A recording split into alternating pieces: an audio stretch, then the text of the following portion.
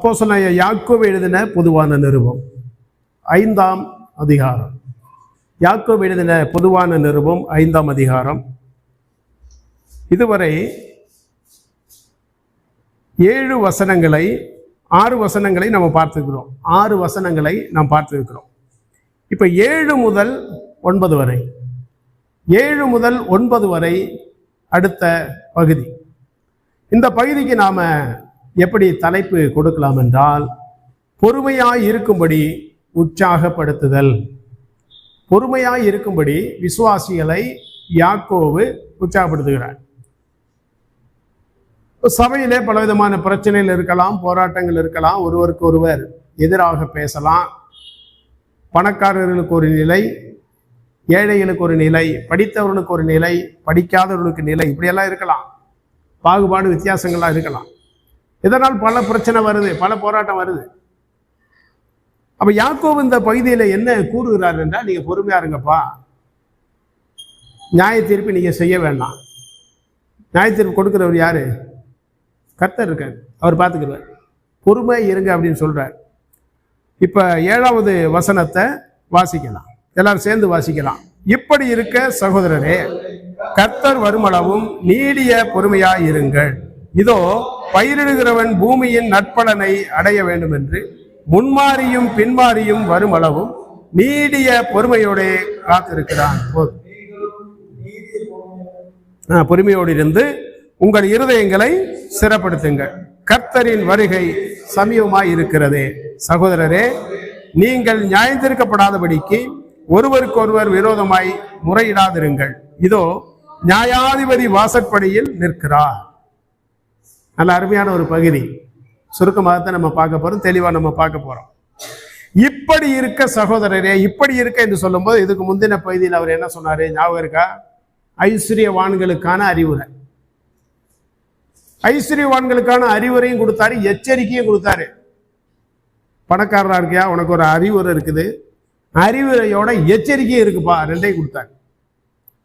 கீழே என்ன கூறுகிறார் என்றால், 6வது வசனத்தை, நீதிமானை நீங்கள் ஆக்கினைக்குள்ளாக தீர்த்து கொலை செய்தீர்கள், அவன் உங்களோட எதிர்த்து நிற்கவில்லை. இதெல்லாம் சபைகள்ல இருக்கக்கூடிய ஒன்று. அப்ப கீழே என்ன கூறுகிறார் என்றால், இப்படி இருக்க காரியங்கள் இப்படி இருக்கிறது, சபைகளிலே இப்படிப்பட்ட நிலைமை இருக்கிறது, விசுவாசிகளின் மத்தியிலே இப்படிப்பட்ட பிரச்சனை இருக்கிறது. இங்க மட்டும் இல்ல, உலகம் முழுவதும். யாக்கோபு இருந்த நாட்களில் மட்டுமல்ல, இந்த நாட்கள்லையும் உலகம் முழுவதும் என்ன நடைபெறுகிறது? பிரச்சனைகள் இருக்கிறது. சமீபத்தில் ஒரு சபையில பார்த்து 80 வயது அந்த ஊழியருக்கு, விசுவாசிகள்லாம் சேர்ந்து அந்த 80 வயது ஊழியரை அடித்து இழுத்து செல்கிறார்கள். எங்க? ஆராதனை நடந்துகிட்டு இருக்கும் போது. போன வாரம் பார்க்கிறேன், 3 ஊழியர்கள் நின்று இருக்கிறாங்க. விசுவாசி எல்லாம் சேர்ந்து என்ன செய்கிறார்களோ, அந்த 3 ஊழியர்களை அவமானப்படுத்தி கேள்வி மேல கேள்வி கேட்டு சித்திரவதை செய்கிறார்கள். இதெல்லாம் நடைபெற்று தான் வருகிறது. உலகெங்கிற உள்ள சபைகள், அது பிரதரனா இருக்கட்டும், சிஎஸ்சியா இருக்கட்டும், பெந்தகோஸா இருக்கட்டும், எல்லா இடங்கள்லையும் பிரச்சனை எல்லாம் நடைபெற்று தான் வருது.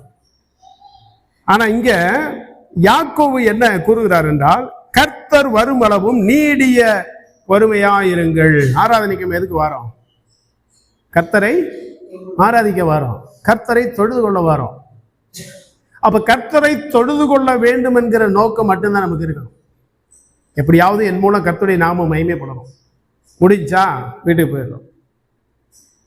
ஆனா சபையில வந்து யூதருடைய நாட்களிலே காணப்பட்டது போல, நாம் பெரிய ஆளு, நீ பெரிய ஆளு, அந்த எண்ணத்துக்கே போகவே கூடாது. அந்த எண்ணத்துக்கு இடம் கொடுக்க கூடாது. பிசாசு கொண்டு வருது, பிசாசுடைய குணாதிசயம். யூதருடைய நாட்கள் அப்படிதான் இருந்தது இல்லையா? இன்னும் சில சபைகள்ல நம்ம போய் பார்த்தா, பெஞ்சு முன்னால ஒரு இருக்கைகள் வந்து சேர் நிறைய ஒரு 10 போட்டிருக்கான். என்னன்னு கேட்டா, ஊழியக்காரு, மூப்பர்கள், உதவியாளர்கள்லாம் முன் வரிசையில உட்காரணுமா? ஏன் உட்கார, பின்னால உட்கார முடியாதா? விசுவாசிகளோடு இணைந்து உட்கார முடியாதா? ஏப்பா முன்னால உட்கார்ற? அதுல என்ன உனக்கு பெருமை இருக்கு? உனக்குரிய கனத்தை கர்த்தர்ல தரணும், நீயா தேடக்கூடாதே இல்லையா? இன்னைக்கு அப்படிதான் இருக்கு. பாட்டு பாடனா மூப்பரை தான் பாடணும், பிரசங்கம் பண்ணா மூப்பரை தான் பண்ணணும், அப்படியெல்லாம் இல்லை.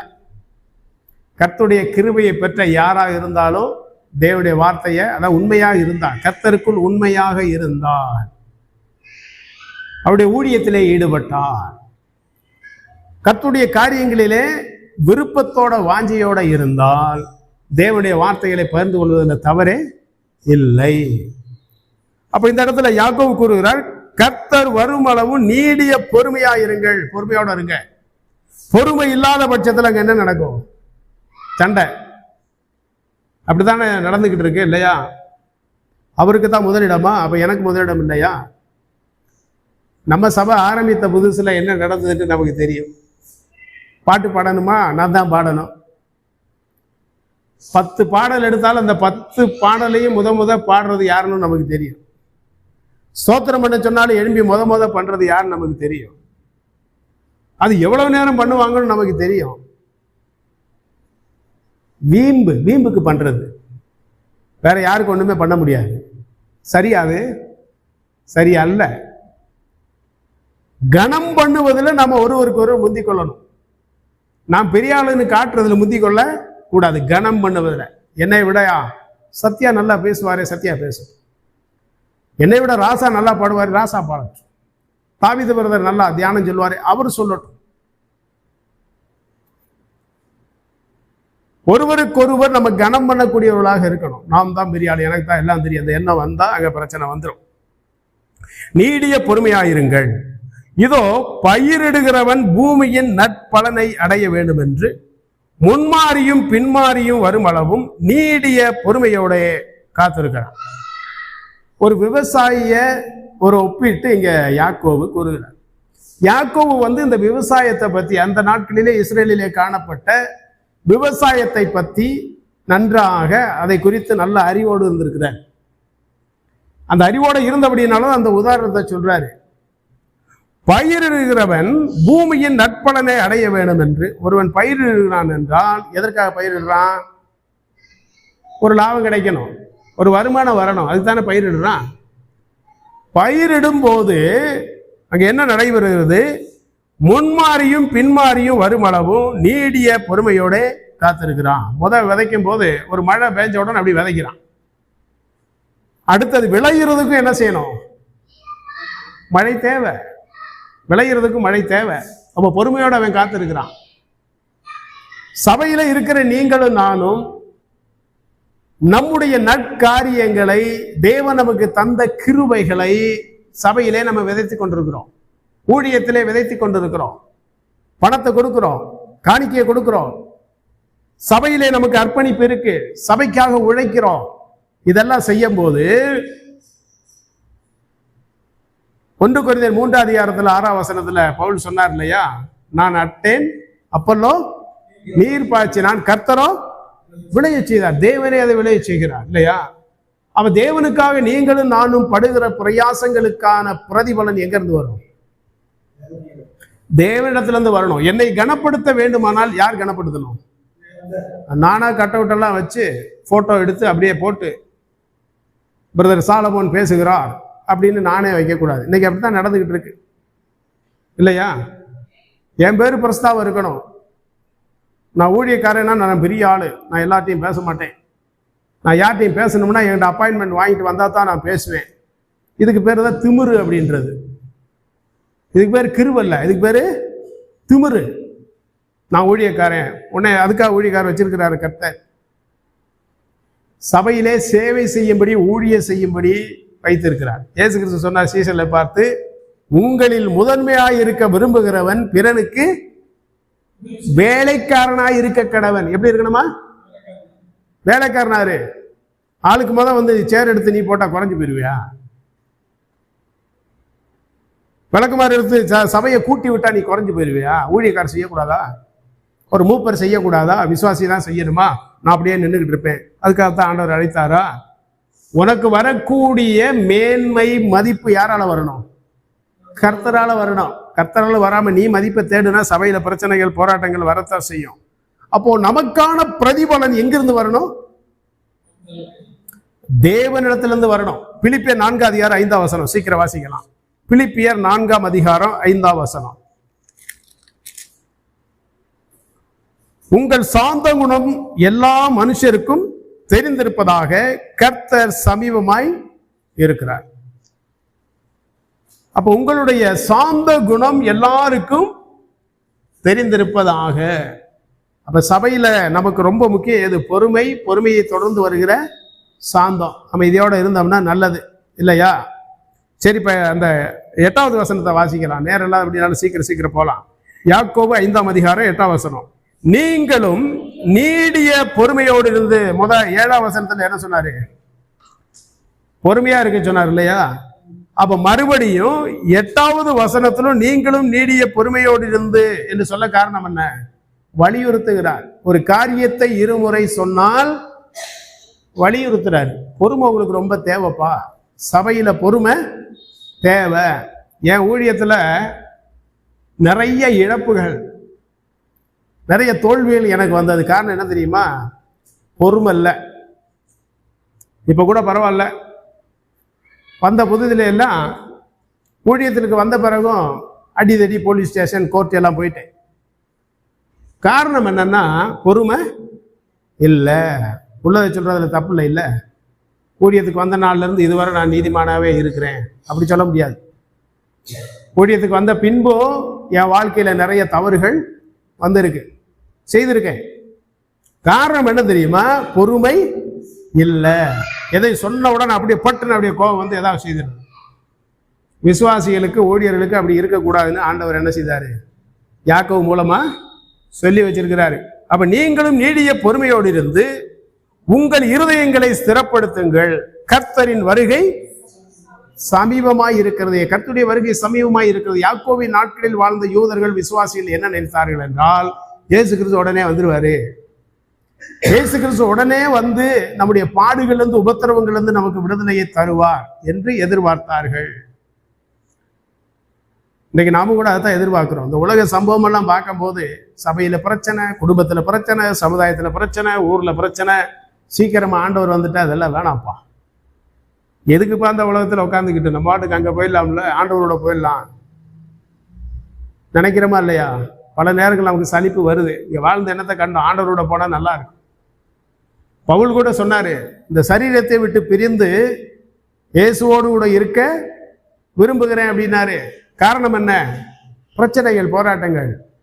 ஆனா யாக்கோபு என்ன கூறுகிறார் என்றால், நீங்கள் நீடிய பொறுமையோட இருங்க, கர்த்தர் வருகிறார். இன்னும் கொஞ்சம் பொறுமை நமக்கு தேவை. அந்த பொறுமை இல்லாத பட்சத்துல நீ ஐஸ்வர்யவானாக இருந்தாலும், தரித்திரனாக இருந்தாலும், சபையிலே வந்து நீ பெரிய ஆளா இருந்தாலும், சிறிய ஆளா இருந்தாலும், யாரா இருந்தாலும் பிரச்சனை என்பது மாறாது. பிரச்சனை நிச்சயமா இருக்கத்தான் செய்யும். அப்போ உங்கள் இருதயங்களை ஸ்திரப்படுத்துங்கள். இருதயத்தை ரொம்ப ஸ்திரப்படுத்தணும். ஸ்திரம் மலையாளத்துல சொல்லுவாங்க ஸ்திரதா, ஆங்கிலத்துல ஸ்டேபிள் என்று சொல்லுவோம். ரொம்ப ஸ்டேபிளா இருக்கணும். அப்படின்னா நிலையா இருக்கணும். ஸ்திரப்படுத்துதல். அப்ப நம்முடைய இருதயம் ஒரு முடிவு எடுக்கிறது என்றால், கர்த்தருக்குள் ஒரு முடிவு எடுக்கிறோம் என்றால் நம்ம எப்படி இருக்கணும்? உறுதியா இருக்கணும். சபரிமலைக்கெல்லாம் போறவன் வேளாங்கண்ணிக்கெல்லாம் போவான், பார்த்துருக்கீங்களா? வேளாங்கண்ணிக்கு இங்கிருந்து நடந்தே போவான். அதே போல சபரிமலைக்கெல்லாம் நிறைய போறான். எல்லாம் வந்து அந்த நோன்பு நாட்கள்ல என்ன பண்ணுவான்னா, பீடி சிகரெட்டு, சாராயத்தெல்லாம் அப்படி மாத்தி வச்சுருவான். நான் உறுதியா இருப்பேன் பாரு, 40 நாள் எப்படி இருக்கிறேன் பாரு. அந்த 40 நாள் முடிந்து வந்தோன்னே அவரை தேடி போனா தலை உப்புற சாக்கடைக்குள்ள விழுந்து அடைப்பாரு. பண்ண பிரச்சனையை விட வீட்டில் அடிதடியா இருக்கும். ஸ்திரம் இல்லை, ஸ்திரப்படுத்துதல் இல்லை. ஒரு முடிவு எடுத்தா அந்த முடிவில் என்ன செய்யணும்? ஸ்திரமா இருக்கணும். அப்படின்னா நிலையாக இருக்கணும். நான் கர்த்தருக்கு கனி கொடுப்பேன், அதில் நிலையா இருக்கணும். கர்த்தருக்காக எதையாவது நான் செய்வேன், என் சபைக்காக நான் பாடுபடுவேன், சபைக்காக உழைப்பேன், சபை கர்த்தருடையது, அதற்காக நான் உழைப்பேன், அதுல நிலையா இருக்கணும். சாட்சியெல்லாம் நம்ம சொல்லிட்டு மறுநாள் மறந்துடுறோம் இல்லையா? ஸ்திரமா இருக்கணும். சபைக்கு போறோமா, சபைக்கு போறதுலையும் ஸ்திரமாக இருக்க, நிலையா இருக்கணும். அப்ப இருதயங்களை ஸ்திரப்படுத்துங்கள், கர்த்தரின் வருகை சமீபமாய் இருக்கிறது. கர்த்தருடைய வருகை அன்னைக்கே யாக்கோபு சொல்லி வைத்திருக்கிறார், சமீபமாய் இருக்கிறது என்று சொல்லும் போது, என்னடா இவ்வளவு நாள் ஆயிடுச்சு இன்னும் வரல, இப்படி எழுதி வச்சுட்டு போயிருக்காங்க, இன்னும் ஆண்டவரை காணோம். எல்லாவற்றுக்கும் ஒரு காலம் உண்டு. கர்த்தர் வருவார். ஆனா பொறுமையோட இருப்போம், நிச்சயமாக அவர் வருவார். அதை பத்தி பேசணும்னா நிறைய, ஆண்டோடைய வருகையை பத்தி நிறைய பேச வேண்டியது வரும். சரியா? நம்முடைய சப்ஜெக்ட் அது அல்ல.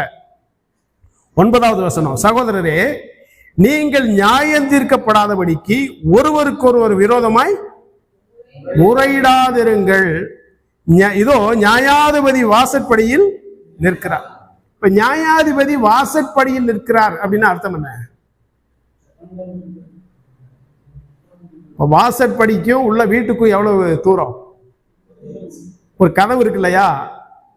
நான் கதவுக்கு உள்ள நிக்கிறேன், ஒருத்தர் வெளியில நிக்கிறாரு. எவ்வளவு தூரம்? 1 இன்ச்சா இருக்குமா? 1 இன்ச்சு இல்லையா? அப்ப தேவன் அருகாமையிலே நின்று கொண்டிருக்கிறார், பக்கத்துல இருக்கிறாரு. நியாயாதிபதி யார்? அவரு இயேசு கிறிஸ்து முத வரும்போது எப்படி வந்தாரா? நியாயாதிபதியாவா வந்தாரு? ரட்சகராக வந்தாரு. இனி வருகிறார் என்றால் எப்படிப்பட்டவரா வருவாரா? ரட்சகரா வருவார்னு எதிர்பார்க்க கூடாது, நியாயாதிபதியா தான் அவர் வருவாரு. அப்ப நியாயம் தீர்க்கக்கூடிய பொறுப்பு யாரிடத்துல இருக்கிறது? நான் உங்களையோ நீங்க என்னையோ நியாயம் தீர்க்கிற பொறுப்பு நம்மிடத்துல இல்லை, இல்லையா? இப்ப சமீபத்தில் ஒரு ஊழியக்காரத்துக்கு உள்ள போட்டிருக்காங்க. எல்லாருக்கும் தெரிந்த விஷயம். கேரளா டிவில நிறைய டெய்லி போடுறான். நிறைய விசுவாசிகள் ஊழியக்காரெல்லாம் உட்காந்து என்னென்னமோ பேசுறான். நீ நேர போய் பார்த்தையா? அங்க என்ன நடைபெற்றதுன்னு உனக்கு தெரியுமா? நீ நியாயம் தீர்க்கிற, அந்த நியாயம் தீர்க்கக்கூடிய பொறுப்பு கர்த்தர் உனக்கு கொடுத்துருக்கிறாரா? 14 அதிகாரத்தில் நம்ம என்ன வாசிக்கிறோம்? ரோமர்ல தேவனுடைய வேலைக்காரனை குற்றப்படுத்த நீ யார்? அவன் நின்றாலும் விழுந்தாலும் யாரு கணக்கு கொடுப்பான்? தேவனுக்கே கணக்கு கொடுப்பான், இல்லையா? இப்ப கிறிஸ்தவர்களே சேர்ந்து, ஊழியர்களே சேர்ந்து ஒரு காரியத்தை செய்துட்டு இப்ப அசிங்கப்படுறது யாரு? உள்ள போன ஊழியக்காருக்கு மட்டுமே அசிங்கம்? நம்ம எல்லாத்துக்கும் தாங்க அசிங்கம். நம்ம எல்லாரும் தான் அசிங்கப்பட்டு நிற்கிறோம். தெருவுக்குள்ள சுவிசேஷம் சொன்ன போனா என்ன கேட்பான்? நீ அப்படிப்பட்ட ஆள் தானே கேட்பானா? இல்லையா? சத்தம் போட்டு வீட்டில் ஜெபம் பண்ண என்ன கேட்பான்? இப்படி ஜெபம் பண்ணி தான் ஒருத்தன் உள்ள கிடக்கான், அடுத்து நீயும் போற சொல்லுவானா? இல்லையா? நீங்களும் நானும் நியாயம் தீர்க்க கூடாது. அதே போல ஒரு காரியத்தை சொல்றேன், கர்த்தருடைய பிள்ளைகளுக்கு சபையிலே ஒருவருக்கு இன்னொருடைய வழக்கு இருந்தா அந்த விசுவாசி எங்க போகணும்? போலீஸ் ஸ்டேஷனுக்கு போகணும். போலீஸ் ஸ்டேஷனுக்கு போகக்கூடாதுப்பா, நீதிமன்றத்துக்கு போகக்கூடாதுப்பான்னு வேதம் சொல்லுது. நீ எங்க போற? நீதிமன்றத்துக்கு போற, இல்லையா? சென்னையில் இருக்கும்போது ஒரு சபையில் அடிதடி எஸ்ஐ வந்துட்டாரு. அந்த எஸ்ஐ கேட்டாரு, எங்களுக்கு அறிவுரை நீங்க சொல்லணும், உங்களுக்கு நியாய தீர்ப்பு சொல்ல நாங்க போலீஸ் ஸ்டேஷன்ல இருந்து வந்திருக்கிறோமே, உங்களுக்கெல்லாம் வெக்கமா இல்லையா? நீங்க எல்லாம் கிறிஸ்தவங்களா கேட்டாரு. அடுத்த முறை பிரச்சனை ஆனோன்னு மறுபடியும் பிரச்சனை மறுபடியும் எஸ்ஐ எல்லாம் வர்றதுக்குள்ள நான் எஸ்கேப் ஆயிட்டேன். எதுக்குப்பா நமக்கு வம்பு? நம்ம சும்மா உட்காந்துருக்கோம், நம்மளையும் தூக்கி உள்ள வைப்பான். இன்றைக்கு அதான் நடைபெறுகிறது, இல்லையா? நியாய தீர்ப்பு கொடுப்பதற்கு நீங்களும் நானும் யாரை சமீபிக்கணும்? கர்த்தரிடத்துல. சபையில் ஒரு பிரச்சனை என்றால் யாரை சமீபிக்கணும்? நீதிமன்றத்துக்கு நீங்கள் நானும் போகக்கூடாது, போலீஸ் ஸ்டேஷனுக்கு நீங்கள் நானும் போகக்கூடாது. பரிசுத்தவான்கள் தேவ தூதர்களையும் நியாயம் தீர்ப்பார்களாம். அப்படின்னா விசுவாசிகள் தேவ தூதர்களையும் நியாயம் தீர்ப்பார்கள் என்று வேதம் சொல்லுது. அப்படிப்பட்ட அதிகாரத்தை தேவன் கொடுத்திருக்கும் போது நீங்களும் நான் எங்க போறோம்? பாவிகளிடத்தில். அங்க நீதி இருக்கா? நியாயம் இருக்கா? தேவ சபையிலேயே நீதி இல்லையா? அப்ப நியாயாதிபதி சபையில எதுக்கு இருக்கிறாரு? கர்த்தர் எதுக்கு இருக்கிறாரு? இல்லையா? ஊழியக்காரே கோர்ட்ல போய் கேஸ் போட்டிருக்காரு. ஊழியக்காருக்கு விரோதமா மகன் போட்டிருக்கான், மகனுக்கு விரோதமா ஊழியக்காரர் போட்டிருக்காரு. இதெல்லாம் எங்க போய் சொல்றது? இல்லையா? இங்க யாக்கோபு என்ன கூறுகிறார்? நீங்கள் நியாயம் தீர்க்கப்படாதபடிக்கு ஒருவருக்கொருவர் விரோதமாய் முறையிடாதிருங்கள். நான் ஒருவனை நியாயம் தீர்த்தா கர்த்தர் என்ன செய்வாரு? ஏன்னா நான் சரியா இருக்கேனா? நான் பூர்ணமா இருக்கிறேனா? நான் ஒருவனை சபையிலே உள்ளவனை நியாயம் தீர்ப்பேனே ஆகில் என்னை நியாயம் தீர்க்க நியாயாதிபதி வாசற்படியில நின்று கொண்டு இருக்கிறார். அப்போ நீங்களும் நானும் என்ன செய்யணும்? ஒருவருக்கு ஒருவர் முறையிடலாமா? விரோதமா முறையிடலாமா? ஏதாவது ஒரு குறை குற்றங்கள் ஒரு சகோதரிடத்துல வந்து விட்டா என்ன செய்யணுமா? என்ன செய்யலாம்? வேதம் சொல்லுது பாருங்க. கலாத்தியருக்கு வாங்க. கலாத்தியர் 6 அதிகாரம் 1 வசனம். சகோதரரே, ஒருவன் யாதொரு குற்றத்தில் அகப்பட்டால் ஆவிக்குரியவர்களாகிய நீங்கள் சாந்தமுள்ள ஆவியோட அப்படிப்பட்டவனை சீர்பொருந்த பண்ணுங்கள். நீயும் சோதிக்கப்படாதபடிக்கு உன்னை குறித்து எச்சரிக்கையாயிரு. அவனை குறித்து பேசி விமர்சனம் பண்ணி நியாய தீர்ப்பு கொடுக்கக்கூடிய பொறுப்பு அதிகாரம் சபையிலே யாருக்கும் தேவன் கொடுக்கவில்லை. ஒருவேளை ஒரு விசுவாசி தொடர்ந்து பாவத்திலே நீடித்தால், துணிகரமான பாவத்திலே நீடித்தால், அந்த விசுவாசியை தற்காலிகமாக சபையை விட்டு நீக்கி வைப்பதற்கு, ஐக்கியத்தை விட்டு நீக்கி வைப்பதற்கு அதிகாரம் சபைக்கு கொடுக்கப்பட்டிருக்கு. அதை அன்போடு தான் செய்யணும். அவன் மனம் திரும்ப வேண்டும் என்கிற நோக்கத்துல தான் செய்யணும். வேதத்துல தெளிவா போட்டிருக்கு. அந்த அதிகாரத்தை தேவன் கொடுத்திருக்கிறார். அப்ப இங்க யாக்கோபு சொல்லுகிறபடி ஒன்றுமில்லாத காரியத்திற்கெல்லாம் நீங்களும் நானும் ஒருவருக்கு ஒருவர் விரோதமாய் முறையிட்டு ஒருவருக்கு விரோதமாய் ஒருவர் பேசக்கூடாது. கர்த்தரின் வருகை சமீபமாய் இருக்கிறது. இதோ நியாயாதிபதி வாசற்படியில் நிற்கிறார். இந்த காரியத்தை மட்டும் சொல்லி நான் நிறைவு செய்கிறேன். இயேசு கிறிஸ்துவானவர் உங்களையும் என்னையும் ரட்சிப்பதற்கு முதலாவதாக நம்முடைய இருதய கதவை தட்டினார். 3 அதிகாரம் 20 வசனம் இல்லையா? வெளிப்படுத்தின விசேஷம். இதோ வாசற்படியில் நின்று தட்டுகிறேன். எதற்காக தட்டினாரு? நீங்களும் நானும் ரட்சிக்கப்படும்படி நம்முடைய இருதயத்தை திறந்து கொடுக்கும்படி கதவை தட்டினார். இப்ப நியாயாதிபதியா நின்று கொண்டிருக்கிறார். அப்ப நியாயாதிபதியாக வந்திருக்கிறார் என்றால் விசுவாசிகளுக்கான ஊழியர்களுக்கான நியாய தீர்ப்பு இந்த உலகத்திலே ஆரம்பமாகும். 4:17 நம்ம வாசிக்கிறோம். 1 பேதுருல நியாய தீர்ப்பு தேவனுடைய வீட்டில் துவங்கும் காலமா இருக்கிறது. அப்ப யாக்கோபு என்ன கூறுகிறார் என்றால், ஜாக்கிரதையாரு, கவனமாரு. நீ விசுவாசியா இருக்கிற, ஊழியனா இருக்கிற, தப்பிக்கலாம் நினைக்காத. எங்கேயும் போக முடியாதுப்பா. நியாயாதிபதி வாசப்படியில் நின்று இருக்காரு. அவரை மீறி நீ எங்கேயும் போக முடியாது. நீ கதவை திறந்தா அங்கதான் நிற்கிறார். உனக்கு நியாய தீர்ப்பு கொடுக்கும்படி ஜாக்கிரதையோட இல்லாவிட்டால் அவன் செய்கிற கிரியைகளுக்கு தக்கதான நியாய தீர்ப்பை தேவன் இந்த உலகத்திலேயே விசுவாசிக்கு கண்டிப்பா கொடுப்பாரு. தப்பிச்சிடலாமா? பாவம் செய்துட்டு அறிக்கையிட்டா உடனே அப்படியே விட்டுருவாரா? மன்னிப்பு வேற, அதுக்கான பிரதிபலனை பெற்றுத்தான் ஆகணும். மன்னிப்பு வேற, ஏற்கனவே மன்னித்துட்டாரு. அப்ப மறுபடியும் நான் செய்வேன், துணிகரமா செய்வேன், ஆண்டவர் மன்னிப்பார் என்று எதிர்பார்க்க கூடாது. மன்னிப்பு வேற, நியாய தீர்ப்பு நிச்சயமா உண்டு. தேவனுடைய வீட்டிலே துவங்கும் காலமா இருக்குது அவருடைய நியாய தீர்ப்பு. ஜாக்கிரதையோடு இருப்போம், பொறுமையோடு இருப்போம், கர்த்தருக்காக உழைப்போம். கர்த்தருடைய நாமம் மகிமைப்படுவதாக. ஆமென். ஜெபிக்கலாமா?